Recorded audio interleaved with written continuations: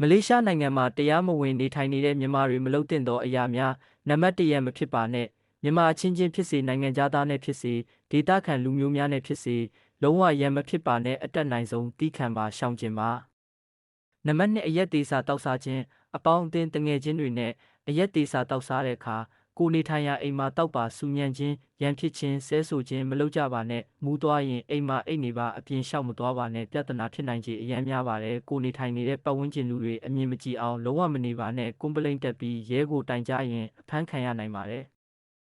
နံပါတ်3အသွားအလာဂရုစိုက်ပါအလုတ်သွားအပြန်သို့မဟုတ်အပြင်လျှောက်လေရင်သွားမဲ့နေရာမှာလမ်းဘလော့သို့မဟုတ်ရဲကားများနဲ့တွေ့နိုင်လားအမြဲဂရုစိုက်ပါဖြစ်နိုင်ရင်အလုတ်နဲ့အိမ်မဲသွားပါရဲနဲ့တွေ့ပါကပတ်စံကုန်ကြမှုများသလိုလမ်းဘလော့ရဲတွေနဲ့တွေ့ရင်အဖမ်းခံရနိုင်ခြေများပါတယ်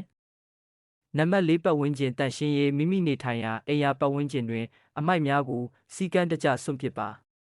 ကွန်ဆာတက်သူများအနေဖြင့်အများပြည်သူနေရာများတွင်ကွန်တတွေထွေးခြင်းကိုလုံးဝရှောင်ကျဉ်ပါမလေးလူမျိုးတွေလုံးဝမကြိုက်ပါဘူး